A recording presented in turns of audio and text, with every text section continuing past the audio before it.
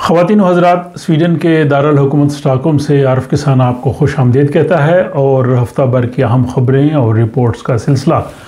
Sweden की diary आपकी खिदमत में पेश है, जिसमें आप ये जान सकेंगे कि स्वीडन में इस हफ्ते में कौन से अहम वाक़यात हुए हैं और कौन सी यहाँ पे ताज़ा तरीन सूरत हाल है। इससे कबल कि मैं उनकी तफसील की तरफ जाऊँ, तमाम नाजरीन से गुजारिश ये है कि बहुत से अहबाब जो हैं वो किसी मालूमात लेने के लिए या उनको जो अगर कोई काम होता है तो वो टेलीफ़ोन करते हैं और वो टेलीफ़ोन जो है वो बग़ैर इत्तला के करते हैं और बहुत से सारे नंबर मेरे पास सेव नहीं होते। तो उस वक़्त मेरे लिए भी बड़ा मुश्किल होता है कि मैं उन टेलीफ़ोन्स का जवाब दूँ, ख़ुसूसन जब आप सुबह सुबह अपने काम पे गए 8-9 बजे और किसी का टेलीफ़ोन आ जाएगा और बाज़ औक़ात आदमी मीटिंग में होता है, बाज़ औक़ात जॉब में कोई ऐसी मसरूफ़ियत होती है कि किसी का मैं फ़ोन अटेंड नहीं कर सकता, या अगर आप घर बैठे हैं तो रात को 10 बजे किसी का टेलीफ़ोन आ जाएगा। तो आप सबसे गुजारिश ये है कि स्वीडन में इस तरह से सिस्टम नहीं चलता। वर्किंग आवर्स में किसी को फ़ोन करना या रात 9 बजे के बाद फ़ोन करना इंतहाई मायूब होता है और दूसरों के लिए परेशानी का बायस होता है।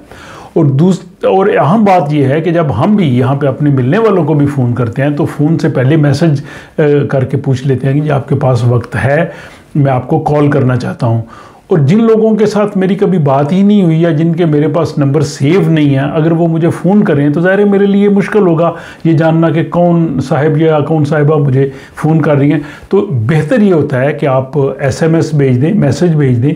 या अपना वॉइस मैसेज भेज दें और मैं उससे मैसेज को पढ़ के या सुन के जब मेरे पास वक्त होगा तो मैं आपको रिप्लाई कर दूंगा। बराह रास्त अगर आप फ़ोन कर देंगे तो ये मेरे लिए काफ़ी दिक्कत होगी उन टेलीफोन्स को सुनने में या उनको जवाब देने में। मुझे उम्मीद है कि नाजरीन जो है वो इस बात का ज़रूर ख्याल रखेंगे। आपकी मोहब्बतों का और आपके तावन का जो है वो बहुत शुक्रिया अदा करता हूँ। अब आते हैं हम स्वीडन की डायरी की जानब। तो स्वीडन का जो दूसरा बड़ा शहर गोथनबर्ग है वो अपनी 400 साला जो है वो तकरीबात मना रहा है और 4 जून को योतेबोरी गोथनबर्ग का जो है वो जन्मदिन कहा जाता है। ये स्वीडन के बादशाह थे गुस्ताफ II अदोल्फ, तो उन्होंने ये इस शहर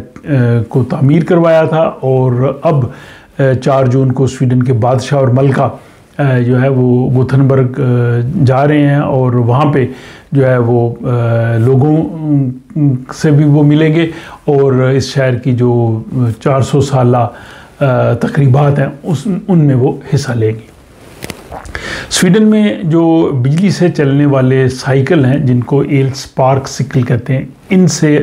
हादसात जो हैं वो बहुत ज़्यादा हो रहे हैं और ख़ुसूसन बड़े शहरों में हादसात जो हैं उनकी शरह जो है वो काफ़ी ज़्यादा है। और अभी उन्होंने कहा है जी कि जो अभी तक इस पीरियड में हादसात हुए हैं वो 3334 हादसात हैं। तो इस पे वो यकीनन वो सोच रहे हैं कि इनके सद्देबाब के लिए क्या किया जाना चाहिए।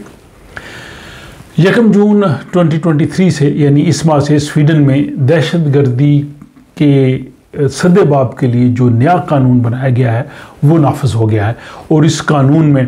जो है वो ये शामिल है कि आप फंड रेजिंग नहीं कर सकते, उन दहशतगर्द तंजीमों के लिए ममनुआ तंजीमों की मीटिंग्स में नहीं जा सकते, उनकी सहूलतकारी नहीं कर सकते। इस हवाले से तफसीली व्लॉग जो है वो मैंने अपने इस चैनल पे बनाया है जिसका लिंक इस वीडियो के आखिर में आएगा। उसे आप देख सकते हैं कि जो एंटी टेररिज्म लॉ है जो स्वीडन में नया बना है उसमें क्या क्या तफसीलात हैं। बहरहाल वो 1 जून से 1 जून से जो है वो वैलिड हो गया है। स्वीडन की जो हुकूमत है और जो उनकी हमायती जमात स्वीडिश डेमोक्रेट्स है, उन्होंने एक तजवीज़ पेश की है कि जो लोग यहाँ पे असाइलम पे हों और उनका यहाँ पे केस ख़त्म हो जाए और उसके बाद उनके मुल्क बदरी के अहकामात आ जाएं, उसके बाद अगर वो डॉक्टर के पास, नर्स के पास या किसी टीचर या किसी जगह पे भी जाके वो मदद लेने की कोशिश करते हैं या उनको ज़रूरत होती है तो मुतल्लिका लोगों का फ़र्ज़ है कि वो हुकूमत को बताएं। तो इस पे काफ़ी जो है वो तनकीद भी हो रही है, ख़ुसूसन डॉक्टरों की जानिब से, नर्सों की जानिब से, कि उनका काम होता है कि मरीज़ को हेल्प करना, उसकी सेहत के लिए मदद देना। वो इस तरह के जो है इंतज़ामी या सियासी मामलात में नहीं पड़ना चाहते, लेकिन वो ये चाहते हैं कि जब भी कोई जिसकी यहाँ पे मुल्क बदरी का हुक्म हो चुका हो उसका हमें पता चले ताकि पुलिस उसको पकड़ के स्वीडन से बाहर भेज सके। और यहाँ पे जो स्वीडन के ऐसे इलाके जिसमें कम आमदनी वाले लोग रहते हैं, उन लोगों ने ये शिकायत की है कि जब वो काम की तलाश में जाते हैं या अगर वो अपने काम पे होते हैं तो वहाँ पे उनके साथ जो है वो इम्तियाजी सलूक किया जाता है, उनके साथ मनफी रवैया रखा जाता है। और इस हवाले से यहाँ पे वो एक तहकीक भी हुई है, जिस तहकीक में उन लोगों ने हिस्सा लिया जो इन इलाकों से ताल्लुक़ रखते हैं, जो कम आमदनी वाले इलाके हैं, और उनमें अक्सरियत जो है ज़ाहिर है वो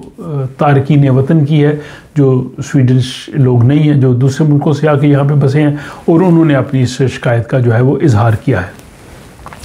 स्वीडन की जो एयरलाइंस है SAS स्कैंडिनेवियन एयरलाइंस, वो बिजली से चलने वाले जहाज़ जो है उनको अपने बेड़े में शामिल करने का प्रोग्राम बना रही है, और 2028 से वो इन जहाज़ों को जो है वो इस्तेमाल के काबिल लाएगी। और इसके लिए अभी से जो है वो एडवांस बुकिंग भी उन्होंने शुरू कर दी है कि जो लोग बिजली से चलने वाले उन जहाज़ों में सफ़र के ख्वाहिशमंद हों, वो अभी से अपनी सीट्स जो हैं वो बुक कर सकते हैं। स्वीडन की हुकूमत ख़वातीन को जॉब मार्केट में लाने के लिए एक और ये अच्छा कदम ये कर रही है कि EU के बाहर के ममालिक से जो लोग वर्क परमिट पे आते हैं और उनके साथ उनकी बीवियां भी स्वीडन में आती हैं, उनके लिए जो है वो हुकूमती जो प्रोजेक्ट्स होते हैं, जैसे स्वीडिश सीखना है या जॉब की ट्रेनिंग लेना है या जॉब हासिल करना है, तो उसमें उन ख़वातीन को भी शामिल किया जाए। इस वक्त सिर्फ जो असाइलम में होती हैं ख़वातीन वो इसमें शामिल हैं, लेकिन अब वर्क परमिट होल्डर्स जो मर्द हैं उनकी बीवियों को भी जो है वो उसमें हेल्प मिल सकेगी। और हुकूमत का मकसद ये है कि वो जो है वो भी जॉब मार्केट में आसानी से आ सकें। और इसके बाद स्वीडन के जो हालिया इंतखाबात हुए थे पिछले साल, उसकी तहकीकाती एक रिपोर्ट सामने आई है जिसमें ये वाज़े तौर पे बताया गया है कि जो लोग स्वीडन में पैदा नहीं हुए वो बहुत कम वोट डालते हैं, और जो लोग स्वीडन में पैदा हुए हैं या स्वीडन के जो पुराने बाशिंदे हैं उनमें वोट डालने की शरह जो है वो ज़्यादा है। तो इस रिपोर्ट के मुताबिक जो लोग स्वीडन में पैदा नहीं हुए और अब स्वीडन में रह रहे हैं, उनके वोट डालने की जो शरह है वो 67% है। लेकिन वो लोग जो स्वीडन में पैदा हुए हैं लेकिन उनका एक पेरेंट जो है वो स्वीडिश नहीं है, उनमें वोट डालने की शरह जो है वो 87% है। और जो लोग यहाँ के मुकामी स्वीडिश बाशिंदे हैं जो यहाँ पे नस्ल दर नस्ल रह रहे हैं, उनमें वोट डालने की शरह जो है वो 90% है। तो अब ये देखें कि बहुत ज़्यादा फ़र्क है। जो लोग स्वीडन में पैदा नहीं हुए वो 67% और जो लोग यहाँ पे हैं वो 87 या 90%। तो यही वजह है कि जो इमिग्रेंट लोगों के ख़िलाफ़ जमातें हैं या जैसे SD हैं, यही जमातें इक़्तिदार में आती हैं कि हमारे लोग जो हैं अपने वोट का हक़ इस्तेमाल नहीं करते, और अगर आप नहीं करेंगे तो वो लोग इक़्तिदार में आएंगे और फिर वो अपनी मर्ज़ी की पॉलिसीज़ जो हैं वो बनाएंगे। और इसके बाद ये ख़बर कि स्वीडन में बस ड्राइवरों की बहुत ज़रूरत है, और यहाँ पे बहुत सी ऐसी जो लाइन्स थी जिसमें बसें चलती थी, ड्राइवर्स ना होने की वजह से उनको बंद किया गया, और ये कहा गया कि आइंदा आने वाले 3 सालों में यहाँ पे तकरीबन 8000 बस ड्राइवर्स की जो है वो ज़रूरत है। तो जो लोग स्वीडन में रह रहे हैं उनको जॉब की तलाश है या बेहतर जॉब देखना चाहते हैं, तो वो बस ड्राइवर के प्रोफेशन को अपनाने का जो है वो सोच सकते हैं। इसमें काफ़ी ज़्यादा जो है वो चांस है जॉब मिलने का। और आखिरी ख़बर ये कि बावजूद इंटरेस्ट रेट बढ़ने के